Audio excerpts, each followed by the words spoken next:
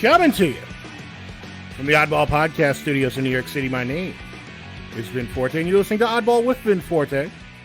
Go follow the show over on social media, over on Twitter/X at Oddball Podcast. Follow me on that same account that may or may not change. It's still Twitter. I don't think anyone calls it X. But is it like Twitter by X now? Or whatever. If you're on that thing, follow me at Mighty Vin. Over on Instagram at Vin Forte NYC. If you're just listening to the pod, go subscribe to the video portion over on YouTube, youtube.com/at Oddball Podcast. If you're just watching the video, go subscribe to the pod over on Spotify and Apple, wherever you get your podcasts from. I say it every week. You know where to get your podcasts from because you're listening or watching one right now. Well, it's my favorite time of the month. Not gonna he's on limited time today because he's a big man. He's doing big man things, doing a lot of different stuff with ESPN and Andscape. He comes on once a month. You know him, you love him. As you can see on the screen right now, here he is, Mr. Martenzie Johnson. What's happening? I want to state that you said, what do we call it now? Apparently, AP style. I don't know if this is in a guide or not, but all I see written is X, formerly known as Twitter. So we can call it that. Okay. I refuse to call it X. I'm gonna call it Twitter until my dying days because forget Elon. Well, it's also that thing where like I'm reading articles now from not even the distant past, and it looks weird because it's like, oh yeah, Twitter. It's like, well, it's not Twitter anymore. And the weirder thing is, even like take Twitter out of it. I was reading some article that was linked to the other day where it was like, oh, here's 15 vines about the NBA season. I'm like, and each one is so like, there's nothing to it anymore. Like there's no content in the article because it was all like embedded Vine clips. Yeah, I think going forward, we're going to have to realize, especially as we get into streaming with movies and television shows and stuff like that, we should probably just download this stuff or save it ourselves because like you said, all these embeds aren't going to work as each of these different social media platforms disappear or change their code or whatever it might be. That, like you said, in a year from now, will tweet embeds even work? I doubt it because they barely work right now. No, but you know what is working, you know who is working is you. You are working quite a lot. You are all over the place. You're on ESPN Radio all the time now. ESPN Radio doing a lot of shuffling lately, so if they're apt to shuffle again, maybe you might get shuffled up the chain a little bit. Yeah, next thing you know, I'm the morning show host. You know, you never know. Happen. It might just happen. Yeah. So shout out to Freddie Coleman, who deserves more like, outside of just the greatness that is Freddie. And I got a chance to meet him for the first time a couple weeks ago, so that was great. But he gets to move from third shift to regular hours. And I think that's the greatest thing out of all this because he might have loved working 9 p.m. to 1 a.m., but I bet his body's going to appreciate him a little more now, so he gets to work normal hours. And he's been working in the radio division since, 2004? Yeah, we're coming up on 20 years, yeah. Wow. And the question I want to know is what's going off around the horn? Because you won one match, and then Tim Kalishaw has had your number every single time. What do we got to do to knock Tim Kalishaw off his perch? And he doesn't even win. He doesn't even win half the time. He just knocks you. You'll be in a lead, and then he'll come in and knock you off.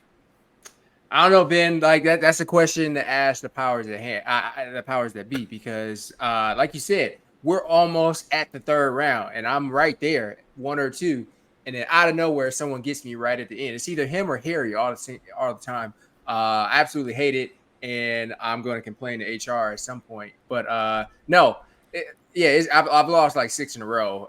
The high of winning that first one starting to wear off a little bit, but they're on break now. Once we come back in the fall, football season, basketball season, my strengths. Summer's been rough because middle of summer, it's like baseball, international soccer. It's like I don't know if those are those aren't my strengths. Nothing against you, but it's like, surprisingly enough, Ben. But it's still all good. The way I look at it, wins and losses, they don't mean anything at all.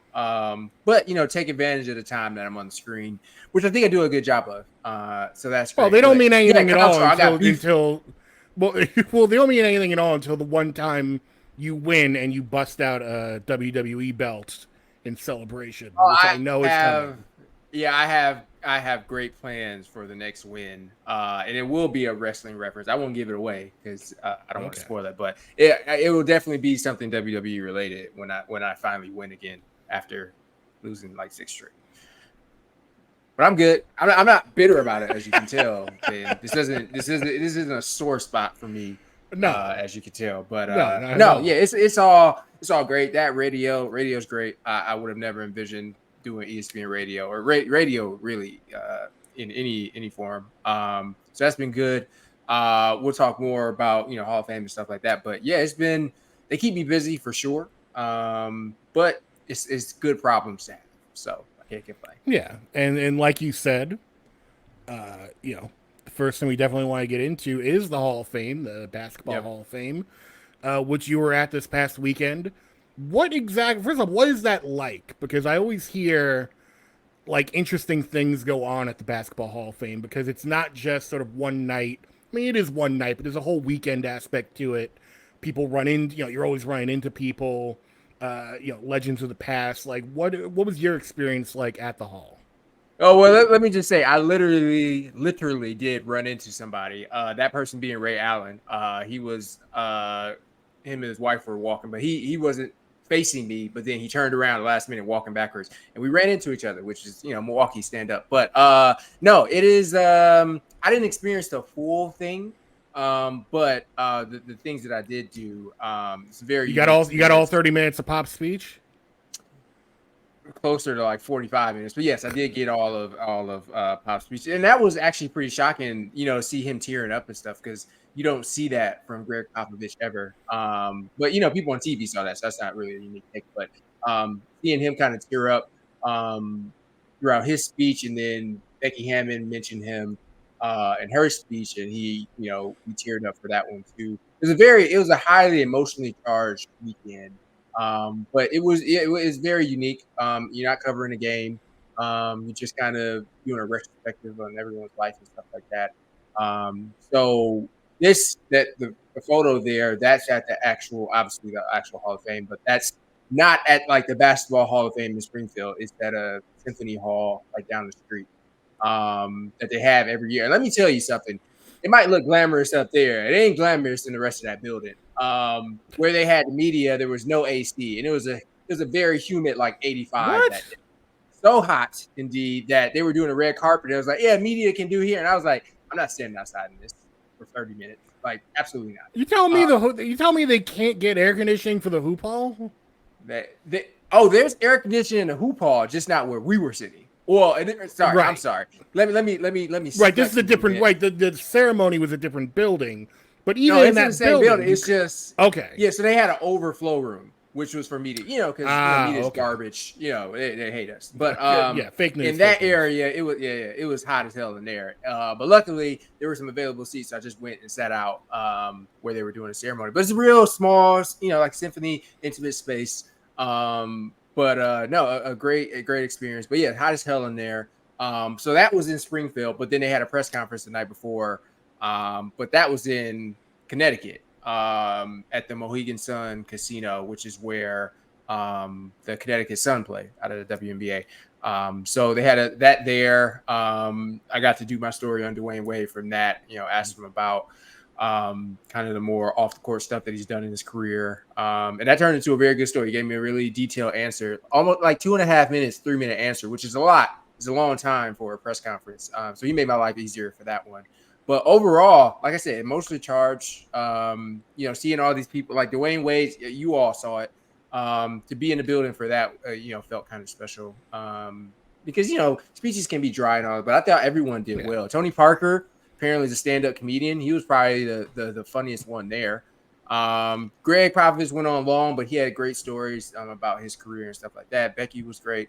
Paul, Dirk, obviously. So overall, it's just it was a really good weekend. it's probably first and last for me because look, I don't need to do that again. I can watch on TV with y'all. But to actually cover it's like you do it once. Okay, great. I did. It's off the bucket list. Yeah, it's kind of like the All-Star game for me. I feel the same exact way about that. So don't think that I only don't want to do quote unquote boring stuff. But no, the All-Star game, I'm good on that too. It's just a lot that it takes away from the stuff that I actually care about. But overall, very, very, very nice experience. Now you mentioned Dwayne Wade, and I have a Dwayne question that I've been posing to a lot of people this past week, because for years now, I've been hearing, you look up Dwayne Wade, you think of his nicknames, think, according to the powers that be, whoever they are, Flash is one of them. And it's certainly been like out in the ether. But I want to know, and I put it on social media this week, I put a poll up, and pretty much nobody ever actually called him Flash. I think it was just like Shaq anointed him Flash. And then like there was some like tie-ins at the time, because like of course there's gonna be tie-ins to the Flash, and like that was kind of it. I've never called him that. I don't know if people in Miami ever call him that. I've talked to other basketball fans this past weekend. I've asked them, have you ever called Dwayne Wade Flash? Nobody's ever called him Flash. Have you ever called him Flash? Like, absolutely as not. His nickname is D Wade. That's the only thing I've known him as. That's what we all know him as. Honestly, with Shaq, the Superman thing, so he obviously was gonna do that. Because I guess you can't call him Robin, because then you're crossing over into a different comic within DC. But I remember it when it happened. When I was 16, 17 years old.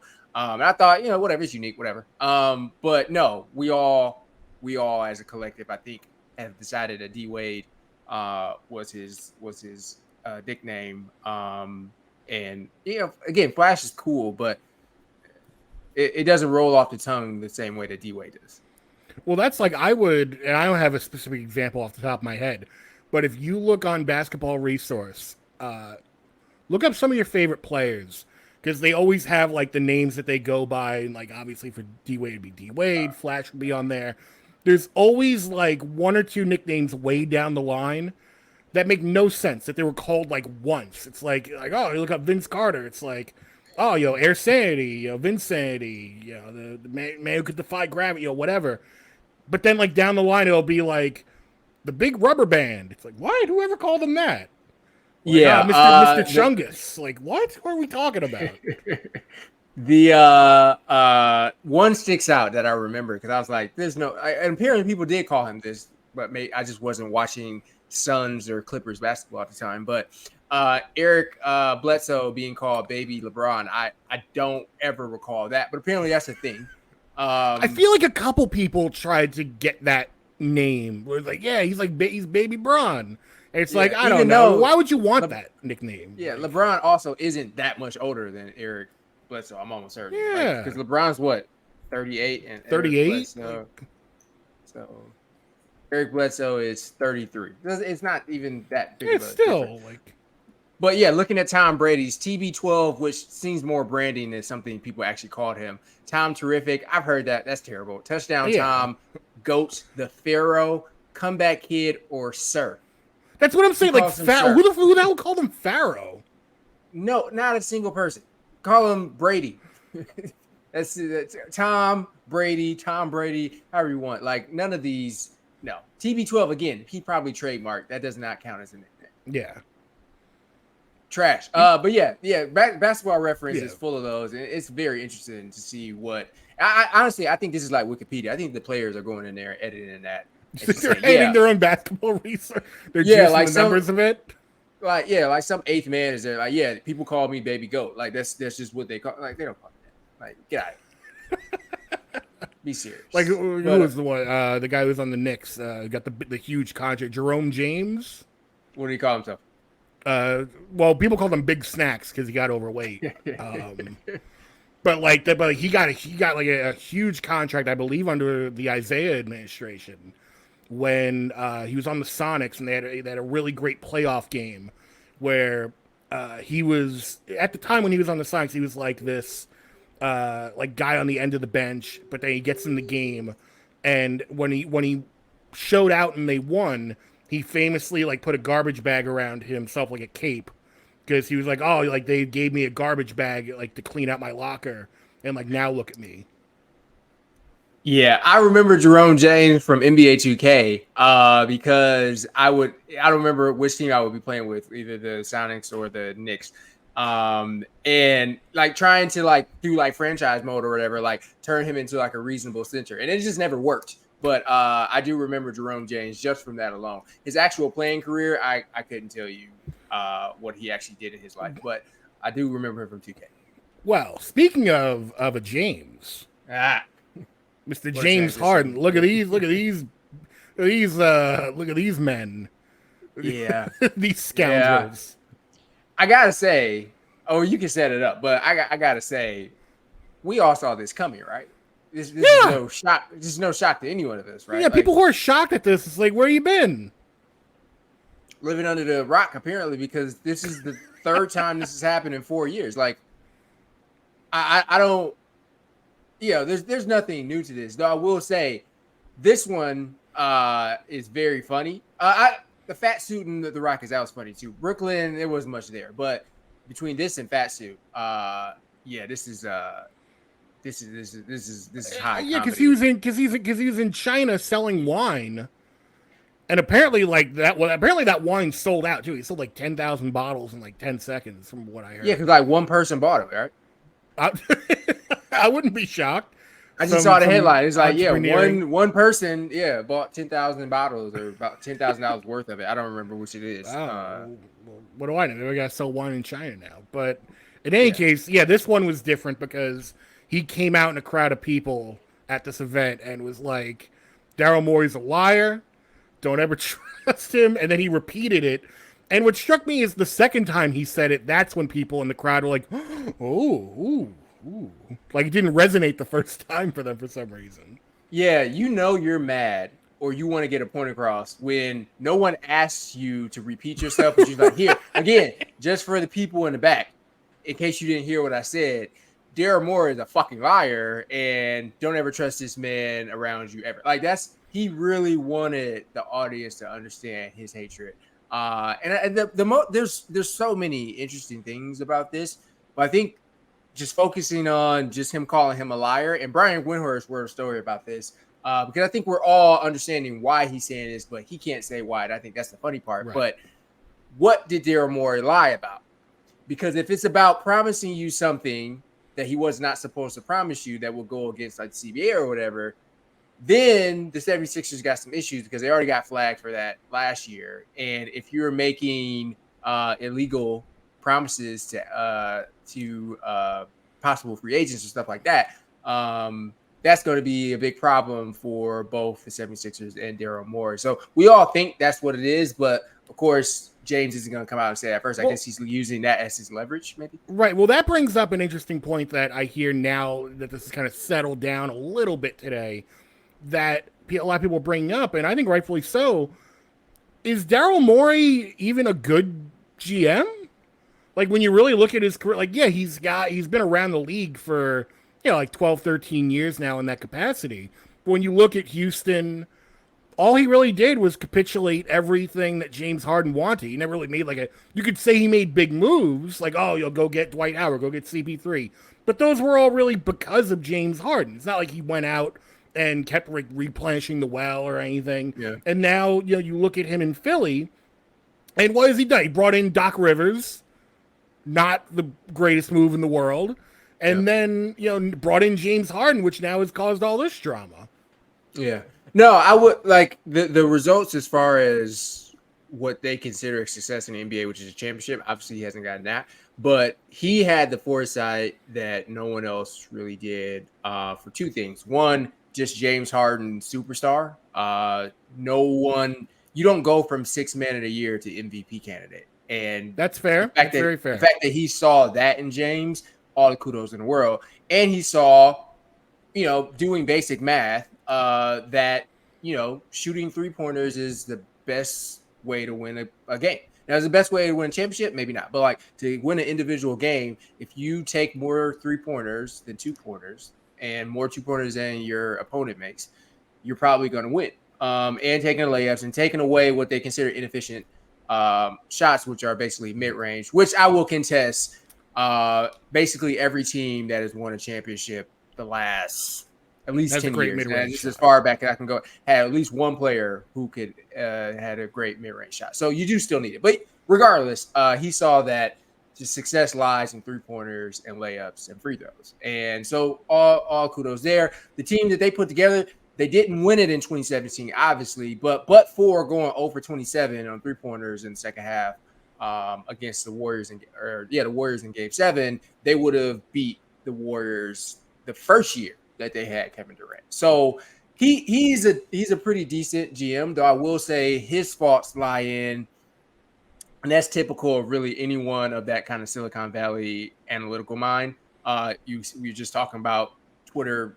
Elon Musk has the same problem where they don't consider the human factor in the decisions that they make. It's all about whatever the numbers say or whatever the computer says. And you can't just assume that putting together these X and O's on a spreadsheet are going to actually be able to gel together and work together and get to whatever goal that you're focusing on. So putting James Harden and Dwight Howard together, putting James Harden and Chris Paul together, putting James Harden and Russell Westbrook together, even though they were friends and played together before, putting him and Joel Embiid together, or putting him with Doc Rivers. He doesn't understand that you have to evaluate more than what someone can actually physically do, and how they will work with a collection of people to reach a collective goal. And I think the fault in that right now is trusting James Harden to do that when it's clear, no matter what good things his teammates say about him, there's an issue there as far as his willingness to do what it takes to be successful. Whatever brain farts he has in critical games, they are clearly there. When he is upset, he completely shuts down. And who know, like we've seen with Boogie Cousins and John Wall, how that can rub people the wrong way. So him being Daryl Morey, he never factors that stuff in. And I think that's what ruins him in the end, is that you can have all the charts and numbers that you want, but if the people on the court can't cohesively work together, then you're going to have no success in the championship sense. And obviously that's what happened so far. Yeah, so now where do these guys go from here? Where does James Harden go from here? Because now, to pretty much most of the league, he looks like a guy who wormed his way out of Houston. He got out of Brooklyn, although people were a little more forgiving about that because everything's going on in Brooklyn. Right. But now we see what's going on in Philly, and immediately we saw the video of him, like we said, and it's like, James Harden doing James Harden things again. But I think he's going to get away with it because, maybe getting away with it's the wrong way of phrasing it, but he's going to get away with it because of the Daryl Morey issue that we just talked about, where did he promise him something that he shouldn't have promised him? And if so, and if he is a liar, then this is James Harden just airing it out. Now, is it good for James Harden to air it out? Are ever people looking at that in different organizations going, do we want a guy who's going to bring backroom problems, front office problems to light and, ruin our reputation? Certainly not. But also, is that James Harden's fault that Daryl Morey, promised him something that he shouldn't have promised him and, did something that the league is probably going to come down, on with? I will say with as far as James, as long as he's capable of putting up 40 points in a playoff game, which he did twice, just in that Boston series, someone's going to want last year. Someone's going to want him, right? Now they'll even be willing to ignore all of this just because he has that one special skill of being able to score 40 points in the playoffs. That being said, I don't know where this goes because obviously he wants to play for the Clippers, but Philly does not technically have to trade him to the Clippers. But if you don't trade him full stop, he's leaving at the end of the year. You get nothing in return. Now, it does free up a max spot for you, so maybe you just wash your hands of it, whatever. The other scenario is you trade him somewhere else. Well, then that team knows he's only going to play either half of a season, or if they trade him before that, 3/4 of a season, whatever it may be. Why would you? And the Sixers are going to ask for a king's ransom for him back.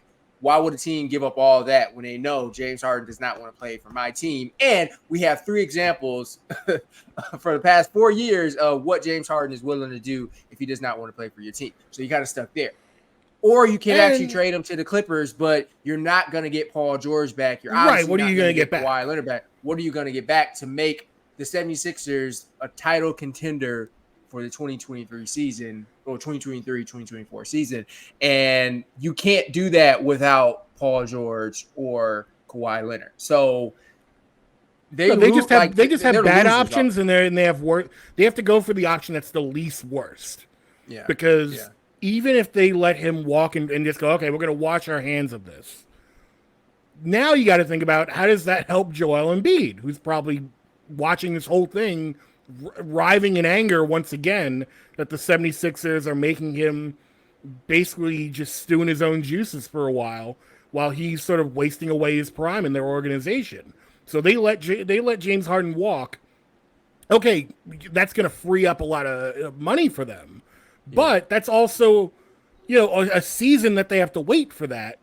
So now it's like, well, what do you do during that time? You're just wasting another year of Joel Embiid? Yeah, basically. And the way, like, I just looked and he just started a 4-year extension, that being Joel Embiid. Before, that might have meant something, but, folks can sign a 10-year deal at this point and ask out within 10 seconds of signing it. But they have an issue where if you do not trade him or you trade him for spare parts and they get knocked out of the first round again, at some point you have to imagine Joel Embiid is going to look around like, nah, this ain't it. And he's going to ask out too. And do you really start over with Tyrese Maxey as your number one option? Maybe if Daryl Morey has the foresight like he had in James Harden that Maxey could become that, then sure, by all means. But there's no Maxey way alone's not gonna get you over that him and Tobias ain't doing it, right? So you have to. I don't know how Morey's gonna pull this off, even if whether he does or doesn't. But they're in the worst position, obviously, than they were when Ben Simmons wanted out. Because at least you could get a James Harden for him. You're not getting jack shit for James Harden right now, especially after he just pulled this again for a third time, where in the trading team, you might get him for that half season, but there's no way, unless I don't even know what team is a James Harden away from a championship that they would even risk that if they're not the Clippers. So they're kind of stuck, and I guess right now they just got to ask Joel Embiid, what do you want to do? Because keeping him happy is the priority now. James Harden is kind of a wash deal at this point. Well, and also, talked about the contract lengths. Does this affect collective bargaining going forward? Or maybe the next time everyone comes to the table, do you think this could have ramifications for organizations?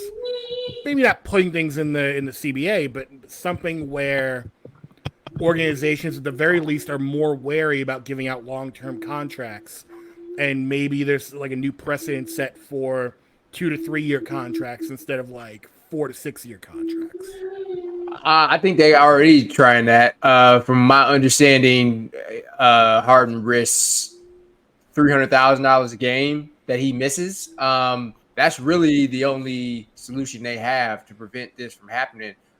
Because some people are going to follow the James Harden model and just refuse to play. And the only thing that you can do with that is just start docking them money for it. But other than that, I don't see what more that they could do. We're in a position now where the athletes have basically taken over in the sense that if they don't want to do something, before they will be just beholden to the contract that they sign. But now they realize there are no ramifications. And by that I mean how people perceive it, but then also other teams aren't less willing to trade for you just because you blew up your last spot. Like they just want the best possible player. So we're just time now where I hate player empowerment, the name itself, but they really do have all the power because James Harden is just going to actively refuse to play. Damian Lillard, he can just do nothing as well, even though he just signed an extension himself. Nothing matters at this point. And it's unfortunate. It's unfortunate for Morey in the sense that it's going to be harder for him to do his job. I don't care. Again, all this is funny to me, and I love chaos. And there's nothing better than bad things happening to the Philadelphia 76ers. But he's stuck. But this is really his own fault because he had nothing to do with Simmons in the beginning. But how that Simmons situation was handled, even trading for James Harden, knowing that at that point, I'm not even sure he wanted to go to the 76ers. Even though I guess he preferred it more than Brooklyn. But yeah, that's the problem with ignoring the personal stuff about people and just looking at James Harden as someone who can average 25 and 10. Like, obviously that's great. But as his skills begin to diminish as he gets older, you can't rely solely on that. And you want someone who can be more of a leader role. You want someone who you can depend on those types of moments. And James has proven that he struggles in that department. And now you also have him as a headache of always being upset about something. So sucks for Daryl, but it's good for me and you. We get content out of this. Yeah. Well, why else were we talking about the NBA 7 weeks ago before training camp starts? Yeah, well, you know who's also big mad right now besides James Harden and Daryl Morey is the Las Vegas Aces, who lost the Commissioner's Cup last night to my very, very good, shockingly good, not because of the people on the team, because they haven't been good for quite a while, New York Liberty. Is this played like a nice preview of possibly things to come. But really, I want to talk more about the WNBA in general. It feels like, finally, after a few years of them really putting the promotion machine behind the WNBA again and doing some more of the right things. I'm not saying they're there yet, but it feels like the WNBA is genuinely, organically having a moment this year. I don't know if it's just me being in New York and the Liberty being so good, and we've got all these star players. But it just feels like there's sort of a vibe around the WNBA right now. No, this is definitely one of those, when you live in it, you can say 10, 15 years from now, like, no, I saw the shift in all of this. The amount of people who tweet about it, the amount of commercials that I see about it, the fact that players are now deciding, you know what, 1 star per team, no, I'm good on that. Like, we're going to come together and we're going to have a sole focus, just like the men, of championship at whatever cost. So it's super teams, which obviously the Aces and the Liberty are. That's obviously been different. I watched more WNBA than I ever did. I think a lot of other people do too. The ratings kind of bear that out. My one lone beef, and it's not just with the WNBA, it's just sports media as a whole. It's on too many goddamn stations and channels. And yeah. Like it's this point, it's on Ion, it's on ESPN, it's on Amazon Prime. Like, the best games of the year were on Amazon Prime. Like, come on, man. Like, how are you? I don't know if they're going for older audience, but like, how are you going to get anyone over the age of like 25 to watch the WNBA if you're putting it on Amazon Prime? My mother doesn't know how to use Amazon Prime. You know what I'm saying? So, but yeah, to watch sports these days, you have to obviously have ESPN. You have to have the national channels, the Fox, NBC, yada, yada, yada. You got to have Paramount Plus. You got to have Peacock. You got to have Amazon. You got to have Apple, to the point where cable is just much cheaper, and we could just go back to the days of that. So I ain't got to be paying for all these streaming services. I'm so glad you brought that up, because I mentioned this last week. I'm knee deep in the middle of a move right now between apartments, and obviously that means time to tighten the belt a little bit. And I've been going through all of my streaming apps, and you have to play that game of like, which one do I need the least? Like, which ones can I just get rid of? And because I'm a big basketball fan, now I'm looking around at these different apps, and I'm like, well, if I get rid of Sling, then I'm not going to have access to TNT. But, I heard, 2 months from now in the fall, Warner is going to have, like, they're going to put, live sports on Max. So do I want to get Max? Like, but then if I get NBA TV, like, that's really cheap, and I can get like my fix of NBA. But do I just want my fix, or do I want the marquee matches? Like, it's a whole big back and forth in your head just to decide which ones to get. Yeah, it's just, you never know what channel something's gonna be on. It's and then, not to mention with WNBA and NBA, then they want to hide the rest of the games behind their league passes, and it's just like, I get it from a growth perspective, or at least just a financial perspective of having tentacles in all these different places, but it's worse off for us that we gotta pay for all this stuff. Like, it's ridiculous that we got to search around for all. Like who has that channel? Like this is ridiculous. But as far as like the actual product itself, you are a Liberty fan. I have a Chelsea Gray jersey in my closet right here. So I got beef with you from last night's game, and that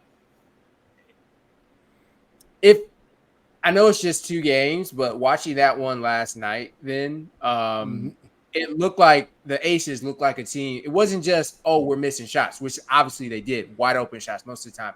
It was the struggle to even get a decent shot off. And if you they're that going problem, through it right now. yeah, it's not good. They have obviously a month before the playoffs start, so they can get it together. But yeah, if these 2 teams were to meet, and let's just be honest, outside of a major collapse from both of them, this is what it's gonna be.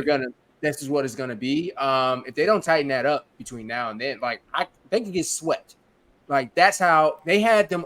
The Liberty had them all out of sorts last night. Where it's just like it's not just we're having an off night sort of thing. It feels like the Liberty have figured them out. And what was it? The game last week or the week before where they played the Aces, where where they beat them by like 30 points or something. Yeah. And this one, and the Aces beat them. Yeah, and Aces beat them the first time this season. Yeah, they've been all lost. Yeah. There've been no good games in any of this, and that I hope would change for the players. I think with them being more high stakes and the Liberty are going to miss more shots too. Obviously, it might be a tighter series, but just from last night, the Aces looked all out of whack. And I think part of that is one of their better players is not playing right now and possibly is not going to play for the rest of the season. And that's the problem with super teams, though I would say the Aces are a super team without Candace Parker. But when you have everything focused on like 3 people, that means you have no room for error. And by error, I mean injuries, because if one of them is gone, you obviously then don't have the depth that you need. It's like whenever the Warriors don't have Steph Curry, they're just a completely different team. Yeah. And so that's worrisome from them. Even if she does come back, like I don't know, from having surgery last month to be ready for the playoffs. I don't know if she's gonna be, and she's older, obviously now too. Like I just don't see it. And so that's something they have to contend with too. But back to the streaming stuff. Like, it's impossible at this point. And I know why all of the streaming services are doing it, because like MLS, for example, with Apple TV, they weren't gonna get as many people, and Messi helps obviously, but they weren't gonna get as many people just from people who just want to watch Apple Plus television. They needed sports to pull them in, because during the MLS season, hardcore MLS fans have no other choice but to get it. And you got them right there, and you hope that they forget. But for people like me, all these clips of Messi on social media, look, man, I know he's going to score a goal or two. I can see those goals. Why would I waste the money to watch the rest of the game when you're just going to give me the highlights anyway? I'm not paying for that shit. I have it, Apple Plus, but I don't have the extra the MLS difference because I've been trying to, because a while back I said that, eventually one of these leagues is going to just team up with, like Amazon or whoever, and you're just going to get all the games through them. Yeah. And then when the MLS did it with Apple Plus, it kind of rubbed me the wrong way. And I was like, for a while, I could never figure out, like, what makes this feel weird to me? And I finally realized it like a week or two ago, because it's all, like, there's no region. It's not just you're paying for Apple Plus and it's like League Pass, only unrestricted, where you get all the games. It's, every game is done by an Apple Plus crew. Like, it's all under the Apple Plus umbrella. And I think when you do that, you lose a lot of the flavor of seeing every team and their own broadcast crew, all the sort of regional differences between, like, you lose a lot of that excitement, a lot of that just sort of flavor to it. And I hope that whenever, the NBA or whatever league comes next that is inevitably going to get in bed with one or two other services, that they do what League Pass does now, but actually make it good. Where, like, League Pass could be amazing if there weren't so many goddamn blackout restrictions. It's oh God. I'm glad we're talking about this because I have few and far people to talk to this about. But League Pass, it got better last year because at least they let you get NBA TV with it. But before last year, for those who aren't aware, with League Pass, you pay and they cut the price down. But for League Pass before, you were paying like $150 a season. You don't obviously get the ESPN games. You don't get the TNT games. At that point, you were not getting the NBA TV games, which is ridiculous because some nights that was the only game that was on. Not to mention you're blacked out and I haven't seen a Wizards game in like 5 years then because it's blocked out for me here in the DC area. So it just left and not to cut you off, but they also but like if someone goes right now and they see League Pass and we're telling you all this, underneath League Pass, here's the part that upsets me. There is an option for Team Pass. And when I was thinking last season or the season before of getting one of these, I was like, oh, maybe I'll just get Team Pass. Like, they wouldn't offer Team Pass if it wasn't something different than League Pass, right? Like, I gotta be getting more of my games that I want to see. No! All Team Pass is it limits it down to your team. So for me, it would be for the Knicks or the Nets. And still with the blackouts, still you don't get the national games. The only difference is you get to watch the full games like 24 hours after they air on other channels. Yeah. Great. The game's already been done for a day. And I could have watched the 10-minute short version on YouTube. Yeah. The only benefit to either that one or just League Pass in general is for the teams that suck and aren't on national television. So like the Magic, all 41, all 82 of their games are probably on League Pass because they're never going to be on national TV. But, the Milwaukee Bucks or whatever, like every other game is on national TV. And like that limits my ability to watch that team play. Yeah, right? That's why I just get the NBA. That's why I just pay for the NBA TV because it's separate from all of that. It's like $8 a month or whatever, and you get the game break where they pop into the different games, and you get the NBA TV exclusive games, and it's like this is like giving me just give me this because I leave the other headache BS out of the way. They are last year they started testing out like a NFL red zone sort of thing. Now I can see that being beneficial if you don't feel because some days when it's like 5 League Pass games going on at once. Yeah, you want to narrow it down. Yeah.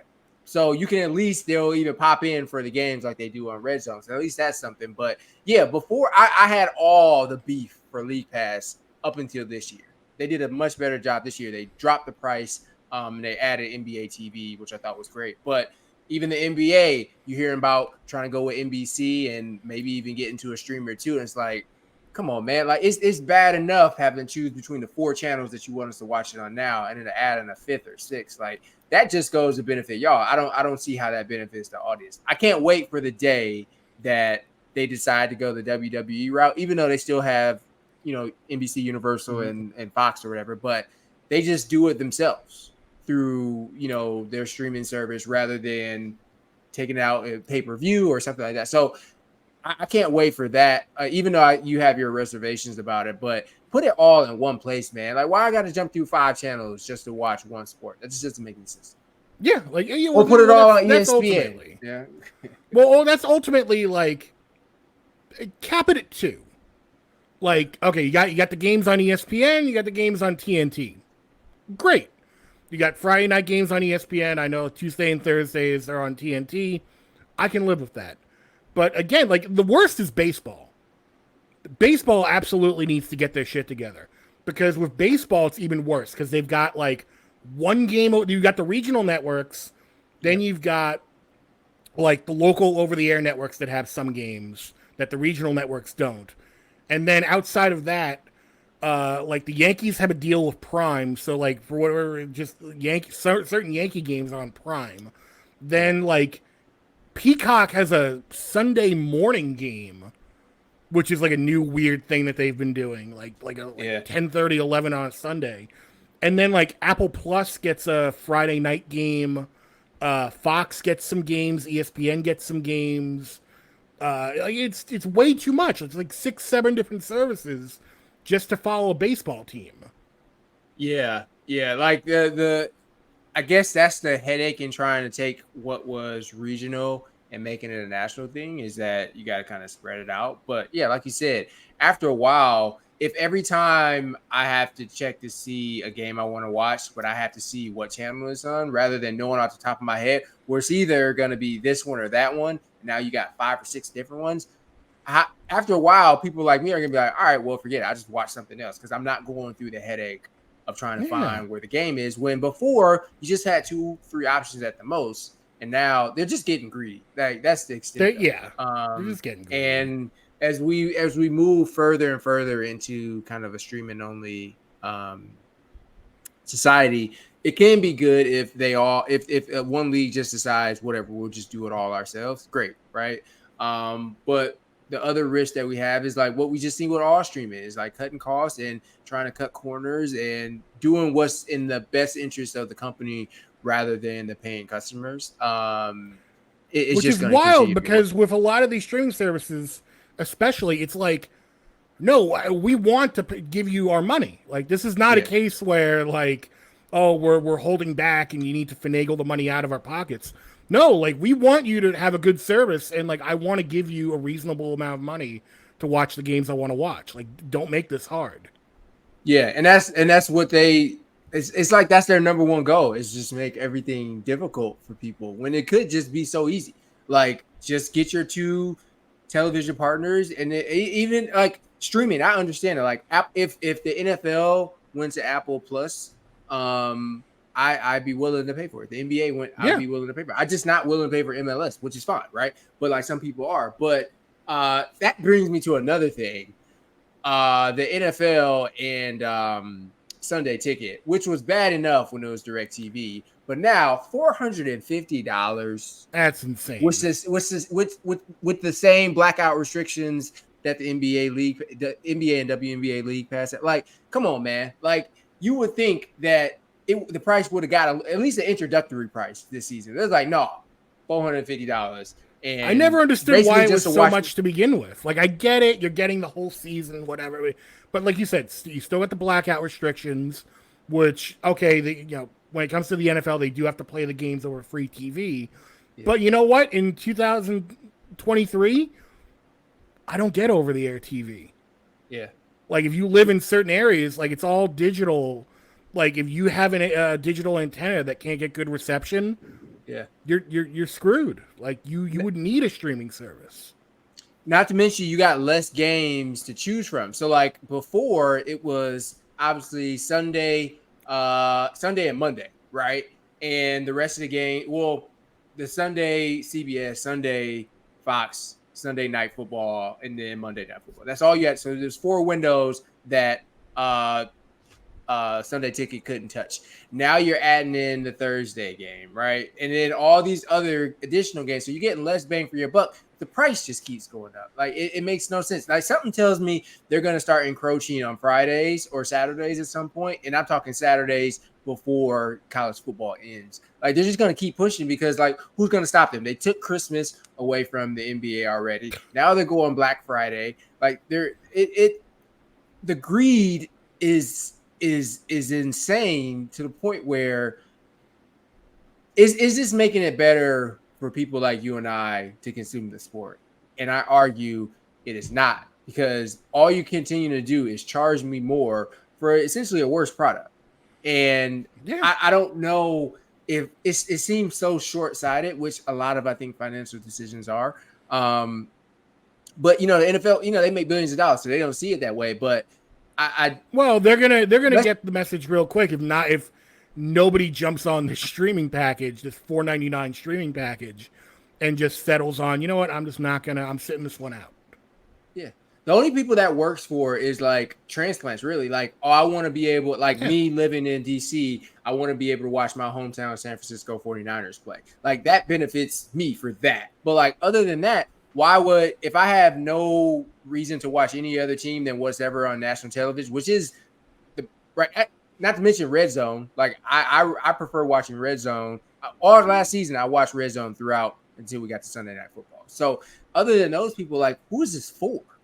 Like exactly, especially as the price goes up, and not to mention it was a television channel before, and now it's streaming, which it's YouTube, so I guess you can easily integrate it. But again, the NFL audience skews older, and now you're hoping that these people can easily segue from direct TV Sunday Ticket to YouTube Sunday Ticket. How we'll know if it's working or not, whether we see a price decrease within like the first couple weeks. That's when you'll know that if there's a price decrease, then we'll know. Yeah, $350 after week 2. It's like, yeah, you didn't get them subscriptions that you were. Not to mention, this is a money loss thing for these companies too. And I mean, you can stomach it when you anticipate how much you're going to lose, but like if it goes beyond that number, and then Google has all the money in the world, so they ain't really all that worried about it. But at what point is it diminishing returns and all that other stuff? We will find out, I think, fairly quickly. Yeah, we will. And should we do another? You said you had a hard out at 7. What's the next one? Because we can speed run it, Vin. We can speed run it. Okay. I was gonna say speaking of garbage decisions, we got on this pod I like to throw a little fast food, food curiosity cool down segment in every once in a while, and this is some garbage right here. This is from Taco Bell. This is they're trying to get. You don't even have to say anymore. Exactly. They're trying to get into the, I guess you would call it, I hate using this word, artisanal taco game. Okay. Where like they've got this new like shredded Berea beef. I was about to say, is this supposed to be a Berea taco? This is supposed to be a Berea taco. Oh. And it's like it's grilled cheese all over it, and like it's like covered in grilled cheese and chipotle sauce leaking out of every pore. And the sad thing, I saw this, and I was with someone, and they were like, "Oh, you want to get Taco Bell? They got that new shredded beef." I'm like, "Not really." Like, "Oh, well, too bad. We're going." I'm like, "Okay." So I tried it. I did try it. Because I was, again, running around, moving. You're apt to have more fast food. I was like, "Okay, yeah, give me the stupid beef taco." This thing is garbage. This is the biggest piece of garbage. I have eyes, Vin. I can tell it's garbage. Right. The first being, you can't make a Berea taco with flour tortilla. Let's start there. No. I'm pretty sure the cheese isn't correct here either. That shredded beef, no. Like, this is, and then putting all them sauces, like, I can't imagine if you ate 2 of these, how you I had one, and it was terrible. But the thing with this taco is they're specifically marketing it as a grilled cheese dipping taco. It comes with sauces, and you dip it. But the problem is, there's already like chipotle sauce in it, and the thing is hot. It's oily, and it's covered in cheap cheese. So it's as big as day. So you cannot dip this thing. People, do not eat this. Don't eat it. Like this, like. As much, and let me guess, this costs because the regular I haven't eaten at Taco Bell in a long time, but before Taco Supreme for like $1.30. I'll just assume it's like $2 now. Yeah, so this is definitely like $3-4 or whatever. Yeah, I was about to say. So this being artisanal is $4. You can go to any taco shop in your county or city or whatever and get the same taco for the same price, and it's not from Taco Bell. Don't eat this. Like if you're gonna eat a Taco Bell, eat the taco salad, eat the Crunchwrap Supreme, whatever, wherever your heart takes you at Taco Bell. But do not eat the Berea taco, because this is an affront to Berea tacos. And this hits me at my core because I really love tacos. And I want to just punch this screen in the face because this is disgusting. Like, come on. Stay in your lane. Taco Bell. This is a clear case of like, you're talking about dipping, got a little too much dip on the taco there. Like you thought you were being slick. Oh, we're going to compete with the Chipotles of the world, which aren't even that good, but like, okay, whatever. We're going to try and compete with the upscale taco places. Yeah. And it's like, no. Know what you are. When I have $3, I'm going to Taco Bell. That's what you are. Yeah. If you got $4 to spend on a taco, you got better options than Taco Bell. This is like fake Diesel and fake Razor Ramon. Like, this isn't real. This is just a cheap knockoff of the real thing. That you can go get on that other channel or that other location. Like, get this out of my face. Like, come on, man. I allow some like that cheese cheeseburger that you sent me last time. Whatever. That's gimmicky and dumb, whatever. But And this, if like, you they really actually like want cheese- you to eat. Yeah, no, like this is it's pissing me off looking at this. I had no idea that they started getting to it's bad enough when in Vegas, like they got the Taco Bell with the alcohol in it and turned it into a nightclub. I let Taco Bell. Oh yeah, they have slide like on that. the Taco Bell Cantina or whatever. Yeah, come on, man. Like it's bad enough y'all ripping off like a Mexican food and presenting it as if this is a real deal. But like to then take the Cantina name and then turn it into whatever that thing is, and then to then go further than all the other stuff that they serve to give me a fake burrito taco. It's just. Oh look, would LeBron lie to you? He helped them take back Taco Tuesday. He doesn't eat that. There's no there like you like and show it's me not the footage. Show me the footage of LeBron eating. Yeah, show this. me him eat. And the same goes for him drinking or pubbing for Mountain Dew and Pepsi and all that. He don't eat that. And it's not anything with the taste that I'm talking about here. Like there's no way a man who, and I don't even know how true it is, supposedly spends $1 million on the health of his body and all that stuff. There's no way he's putting a drop of Coca-Cola in his body. Like, no, he doesn't drink soda. Like, when have we seen him drink anything other than water and wine? Like, come on. Yeah. Like, you know when he eats and drinks that stuff? When he does it in the commercial before they hand him the big sack of money. Yeah, and then he spits it out because he does not drink that. And how do we even know that's actually Pepsi in the thing? It's just a black liquid. We don't know what it is. There's just it doesn't match up. Like, how can you be the world's greatest athlete and be out here eating Taco Bell? There's just no way. There's just no way. I don't believe it. I don't believe it. Well, you gotta believe it. The ass don't work on me. Like he hasn't talked me into drinking Pepsi. He hasn't talked me into drinking Gatorade. He hasn't talked me to eating at Taco Bell. He used to do McDonald's. He didn't talk me into that. He didn't talk me into getting into crypto. None of that. None of it. McDonald's is another one too, where they're like veering really out of their lane lately with their like, hey, you know they what? Got a bakery in there and shit. But like, not even that. Man. They're like, hey, people love us, so they're gonna pay more for us. It's like, no, like, have you heard these stories about like how expensive McDonald's has become? Oh, there's no such thing as a $5 value meal. Like all of them start at like $10. And again, another thing where if you got $10 to spend, on a whim for some food, there is something at your local grocery store. Go to the deli, do anything. Yeah, go to a sub something. But like, yeah, it's gotten to the point where there's nothing. There's no. I don't even think they can call it a value meal anymore. Because like on a dollar menu, I think it's just drinks at this point. That's it. Yeah, there is no dollar. There's no dollar menu. They got rid of it. Nothing. Only thing that costs $1 at McDonald's, like a medium fry, is $3. Like we've reached a point now where nothing is actually affordable. And this ties into what we're talking about with streaming service. Like the problem they're going to have is as cable prices continue to go up, as the streaming service prices continue to go up, like how are non-rich people going to be able to afford to watch all of these sports? And not to mention how much it costs to get into a sports arena to actually watch a game, which has gone up tremendously, which we can go off on this spot. I am going to WrestleMania for the first time ever next year. Are you going to Philly? And Ben, when I tell you that I bought 2 tickets and it cost me over $1,000, that is ridiculous. I'm not even sitting front row. I'm not sitting in the row behind front row. I'm not even sitting at the front of the row behind the row. That's the front row.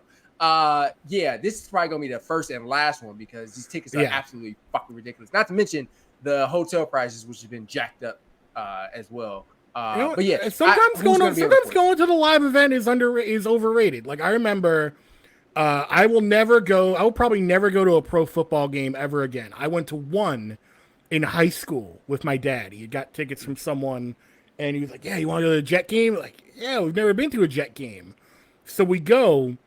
It's like 7 degrees. We're all the way up in the nosebleeds.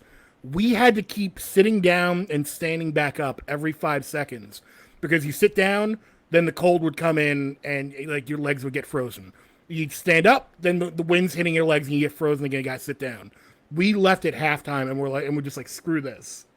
Why would anyone ever not watch on a big TV? No, yeah, I don't see it. Couldn't see anything. Like. No, yeah, I don't really do NFL games unless it's free or I'm going there for work. NBA games, obviously fine.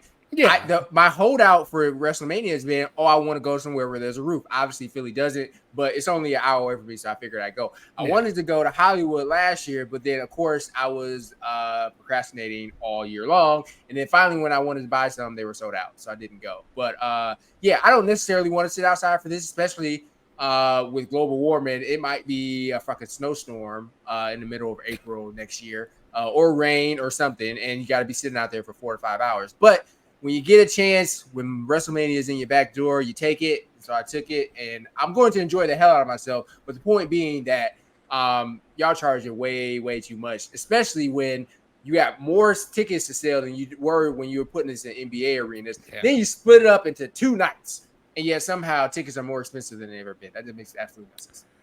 No, that price, Roman better win, but that's a whole other conversation. I'm hoping for The Rock. I know it's really far You're still hoping for The Rock. Look, he's back in Fast and Furious. He's out here buying houses for UFC people. He's trying to rehab that image from that Black Adam debacle. And what better way to do that than to give us the true tribal combat, which is Roman Reigns and The Rock. But we got months. We got months for that. Yeah, we will see. Let people know where to find you, and so that they can watch you in tribal combat with Tim Kalishaw on Around the Horn. Yeah. On Instagram at Martenzie J. You can see how you spell my name right there. And then on Twitter at 10Z Johnson. I'm all over the place. You can find me. Not many people named after me, so it's pretty easy to find. Yeah. Of all that said, look, we're running late. I know you got to go. You know where to find podcasts. Go subscribe over on Apple, Spotify, not Stitcher because they went bankrupt. Go subscribe on YouTube, youtube.com /@Oddball Podcast, not to be confused with Oddball Podcast with forget that. Yeah, those guys. Go see the original. Fucking me. Yeah, tell them I said it. With that said, I'll see you back here, same time, same place, without Martenzie next week, but with more fun stuff going on. So, all that said, I'll see you next week, same time, same place. Listen to Oddball, Vin Forte. My name is Vin Forte. Goodbye.